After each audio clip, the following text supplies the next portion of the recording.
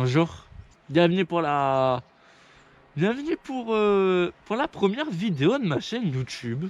Pour l'instant, on va pas rouler. Je vais juste vous faire une petite présentation de la moto, etc. Ça va être pas mal. Par la suite, il y aura d'autres projets. C'est parti. Alors, excusez-moi si le long de la vidéo vous m'entendez pas, etc. Parce que je suis sur le micro de la GoPro. Je suis sur une GoPro Hero 7 Black. Donc excusez-moi si c'est pas foufou. Si tu te demandes pourquoi je tiens ma calou comme ça, c'est parce que j'arrive pas à respirer. Et que mon casque il est là. Parce que je voulais que vous m'entendiez, hein, tout simplement. Et ben voilà, hein, c'est tout, je suis avec. Excusez-moi. Ah, il y a un ver de terre. Regarde-moi ça. Le ver de terre. Le ver de terre. Qu'est-ce que je veux dire? Bon, excusez-moi si elle est vraiment dégueulasse. J'ai fait genre 300 mètres de chez moi jusqu'à ici pour faire la vidéo. Le jour de Noël, on est le... Non, même pas. On est le... Si. Ouais, peut-être. On est le 24. Donc, bah bon Noël à vous. Donc, j'espère que tu vas avoir des bons cadeaux. De toute façon, t'as été sage, hein. Hein? J'ai choisi pour le niveau pratique, donc je disais, ouais, voilà. Confort. La conso, on est sur du 2 litres 6 au 100. Donc franchement c'est pas dégueu pour les 125. En plus t'as le petit réservoir de 14 litres.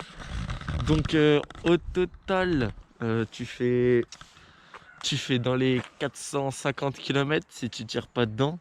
Donc en vrai bon c'est pas dégueu, hein. On va pas cracher dessus. J'ai juste rectifié mon anti-sèche parce que ouais j'ai la petite dent. En termes de sensations pour cette petite 125, depuis que je l'ai, ça va faire un an bientôt que je l'ai, en novembre il me semble. Attendez, non ça fait un an que je l'ai, hein. Ouais ça fait un an. Ça fait un an depuis novembre du coup que je l'ai. Donc je vais vous parler en termes de sensations. Honnêtement, pour une 125 c'est pas dégueulasse. Elle a de la pêche, en bas régime, bon ça reste des 125 ça broute. Mais à haut régime en vrai tu t'amuses. La puissance elle est...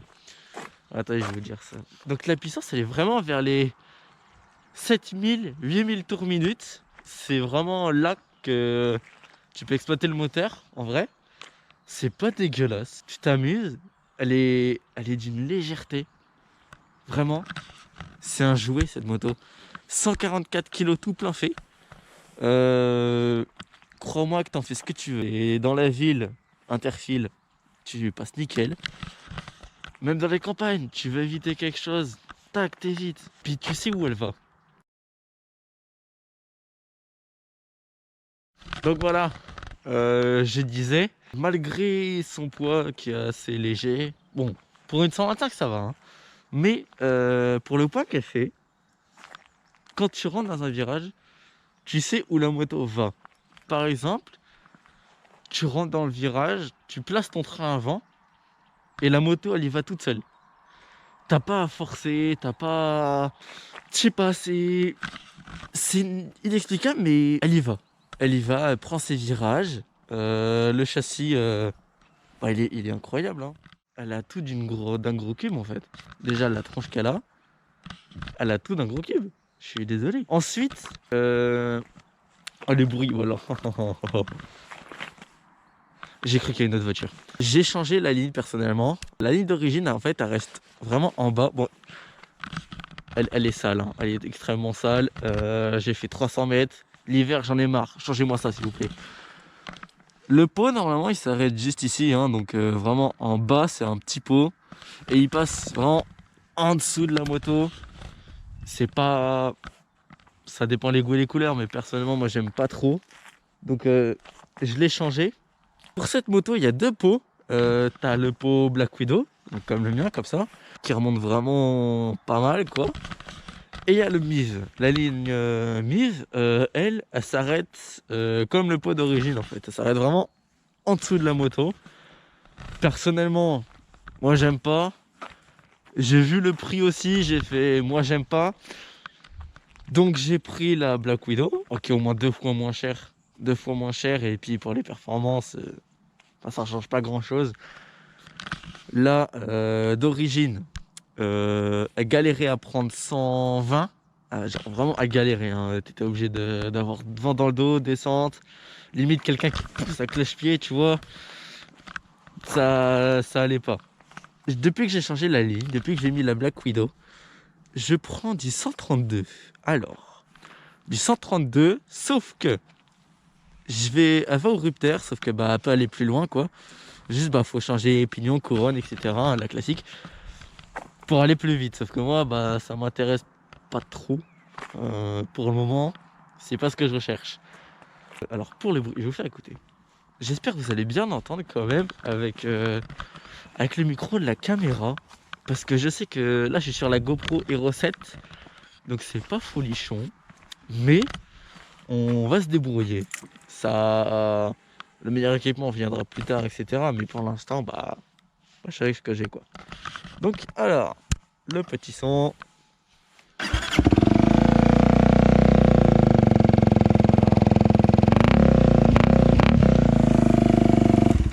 Bon, allez, elle est froide, hein. J'ai fait le con, j'avoue.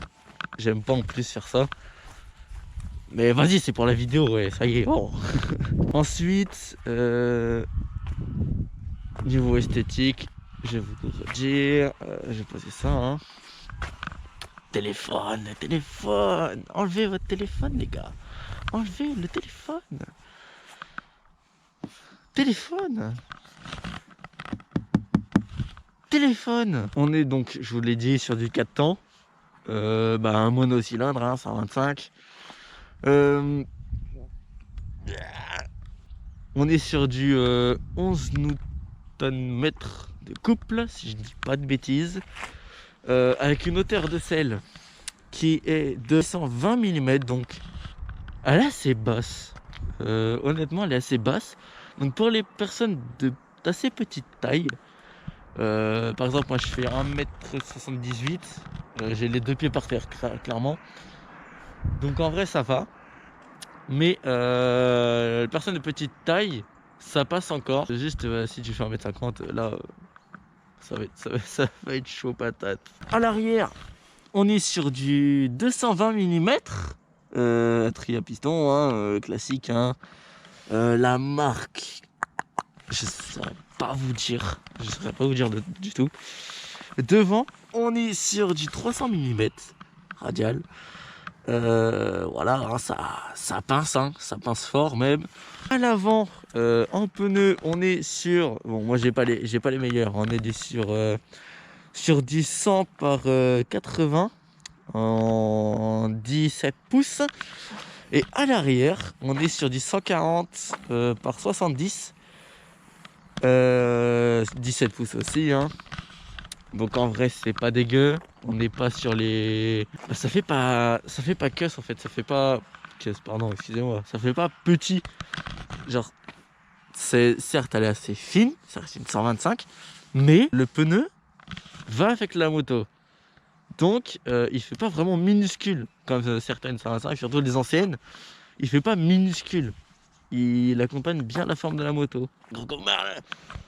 Ah donc, on est à l'avant sur une suspension fourche inversée.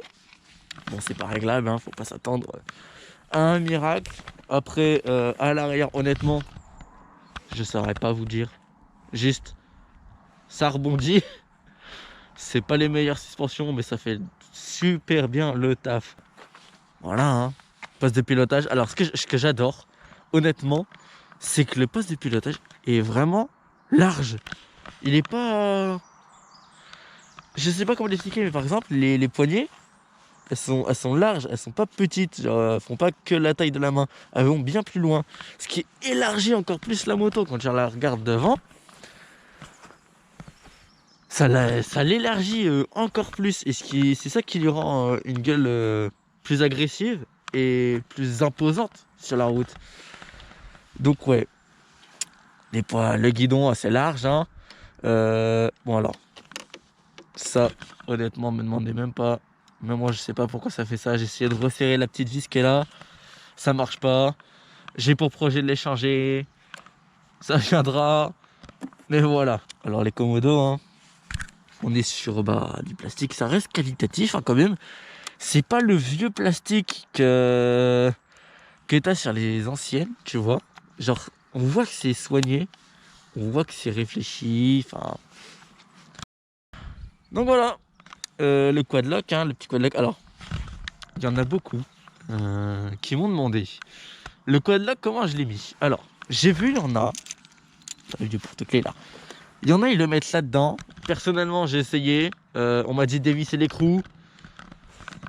J'ai pas réussi, ça marchait pas. J'ai essayé, il m'a dit... Même le mec que j'ai été voir quand j'ai acheté le quadlock, etc., il est venu avec moi, il a vu, il a fait... Ah bah ouais, ça passe pas.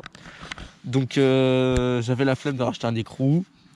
Donc je l'ai acheté avec le classique en fait. J'ai acheté le quadlock classique et j'ai réussi à le caler entre le liquide de... Enfin le réservoir de liquide de frein là. Et...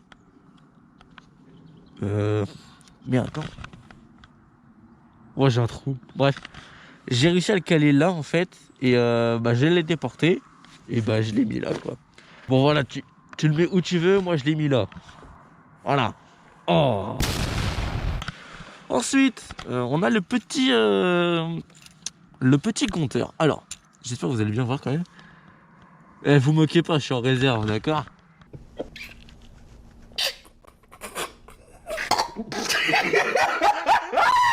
La jauge à essence, bon la clim parce que voilà, je suis en réserve hein, et j'avais pas trop l'intention de sortir donc voilà.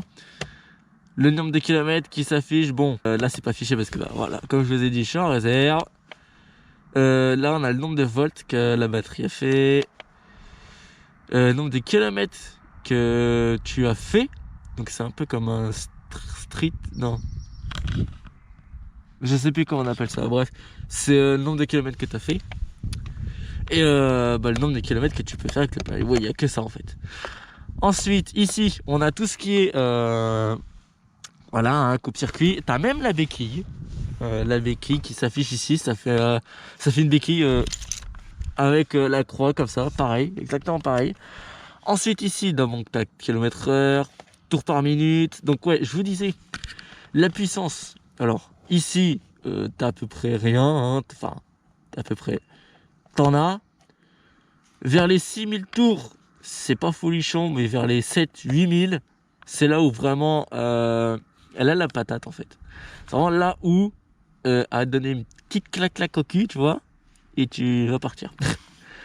Ici, on a une petite clé à molette en fait.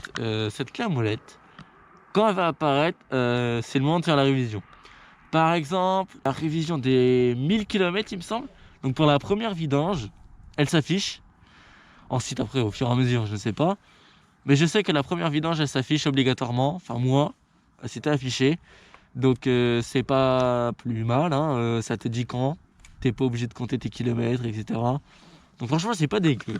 Ensuite, alors, ici, on a la jauge de température. Bon, là, elle est froide. Hein. Nombre de kilomètres total. L'heure. Bon, elle est pas à l'heure du tout. Hein. Vous faites pas. Hein. Là, en vrai, il doit être quoi? Midi. Après, bon, hein. Classique, clignotant de chaque côté, les voyants moteurs, les pleins phares, l'ABS, bon la classique quoi. Hein. Les défauts de la moto, alors je pense que ça c'est plus le truc si t'as de la chance ou pas de chance. Personnellement je n'ai pas eu. Les feux, alors je suis pas tout seul à l'avoir eu je crois, mais il y a de l'humidité qui rentre dans les feux, ce qui gâche un peu l'esthétique de la moto. Hein. Bon c'est pas flagrant, mais c'est embêtant. Honnêtement, je sais pas comment le régler. Je sais même pas si je peux changer les feux ou pas. Parce que oui, il faut savoir un truc. Un très très gros défaut de cette moto, c'est vraiment le manque de pièces. C'est une 2022, d'accord? Comparé à ses concurrentes, par exemple, toujours la R125, hein, la 2022, je crois. Comparé à sa concurrente, la R125, là, tu auras des pièces, tu vois, à mon avis. Alors que là, t'en as aucune limite. C'est hyper rare de trouver des pièces. Ça, pour moi, c'est vraiment une question de chance ou pas. Personnellement, j'en ai pas eu. C'est niveau moteur. Je ne pouvais pas faire 300 mètres sans qu'elle ne fasse une surchauffe. Donc, j'ai trouvé le problème. Pourquoi ça fait ça en fait? Parce qu'on m'a demandé, tous ceux qui avaient des R125, pourquoi ça surchauffe, est-ce que j'avais la solution, etc. Oui, j'ai la solution. C'est peut-être pas la meilleure. Ah, c'est pas la meilleure du tout même. C'est le Carlostar à l'intérieur de votre moteur. Alors, sur cette moto, le Carlostar, il est situé juste ici. Et oui, il est chiant. Il est chiant à enlever. On y a passé quoi? On a passé au moins une heure et demie à le changer. C'était un enfer. T'es obligé de vider ton liquide de refroidissement. T'es obligé de démonter le carénage. Bon, en plus, pour démonter le carénage, t'as 36 000 vis. Oh, j'arrive plus à trouver le mot. Ce qui fait qu'elle chauffe. C'est une sorte de joint qui vient s'ouvrir. Enfin, une sorte de joint valve. Je sais pas comment on pourrait appeler ça. Qui vient s'ouvrir au fur et à mesure de la chauffe de ta moto, en fait. Par exemple, ta moto, elle arrive à température, etc. Il va se refermer pour que ta moto reste à température, pour pas qu'elle refroidisse, pour pas qu'elle surchauffe, etc. Le mien, en fait, il s'ouvrait jamais. Donc la moto ne pouvait pas refroidir parce que le circuit de refroidissement était bouché à cause de cette pièce. Donc, je l'ai enlevé. Maintenant, ça va beaucoup mieux. En été, à l'Alpef, ça marche nickel. Il n'y a aucun problème. Juste en hiver, ça chauffe pas. Oui, elle chauffe, etc. Juste en été, tu vas la laisser, je vais la laisser chauffer quoi, 2-3 minutes. Après, je vais partir, je vais la chauffer en roulant, etc. Au bout de quelques kilomètres, tu vois, elle est chaude normalement. Alors que là, en hiver, je suis obligé de faire un peu plus le double, tu vois. C'est pas très bon pour la moto, je sais. Mais après, quand tu sais chauffer une moto, ça y va tout seul, hein. Tu tires pas dedans. Tu vas pas taper une pointe comme ça. Vraiment, tu vas tout doucement. Et puis, ça passe nickel. Après, oui, si vous faites ça, je vous déconseille de rouler l'hiver. C'est pas foufou. Mais bon, après, si vous n'avez pas le choix comme moi, vous faites avec, hein. Mais voilà, moi, c'est ce que j'ai fait. Je l'ai enlevé. Pour l'instant, ça marche. J'ai aucun problème. Alors, il y en a beaucoup. Je vois beaucoup sous des vidéos qu'il y en a qui disent ouais, niveau fiabilité, niveau entretien, etc., etc., c'est pas fou. Comparé à une R125, comparé je sais pas, une Duke ou une MT ou je ne sais quoi. Non, là, honnêtement, elle n'est passée au garage que 2 fois. Fiabilité, c'est là. Croyez-moi, quand elle est bien chaude, je lui en mets dans la tronche. Niveau fiabilité, c'est peut-être une italienne. Mais là, honnêtement, elle est au rendez-vous. On ne peut rien lui reprocher. Je me permets de vous reprendre. Parce que du coup là je suis en train de monter la petite vidéo, hein, tranquillou. Et j'ai carrément zappé de vous parler du prix. Cette moto est à 5500 euros. Personnellement, j'ai eu énormément de chance quand je l'ai acheté. J'avais une connaissance, il avait acheté une moto, enfin il l'avait acheté, sauf que ça lui convenait plus. Du coup, il me l'a refilé. Je l'ai eu qu'à 2500 euros pour 200 km, donc rodage même pas fait. Elle était neuve, en fait, je l'ai eu neuve pour 2 fois moins cher. Donc sur ça, j'ai fait une super bonne affaire. Sur le marché, je pense que vous pourrez la retrouver dans les alentours de 3500-4000 euros. À part si vous l'achetez neuve, hein, mais je vous conseille de l'acheter neuve parce que c'est le mieux en fait. Hein, acheter la neuve.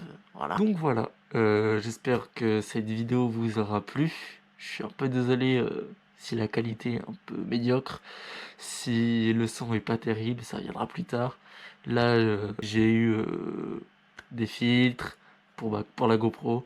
J'ai eu un support pour la GoPro justement, pour le mettre sur le casque. Donc j'espère que ça vous plaira. Pour l'instant, le micro c'est pas encore ça. Je pense améliorer ça plus tard, quand je pourrai surtout. J'espère que cette vidéo vous a plu.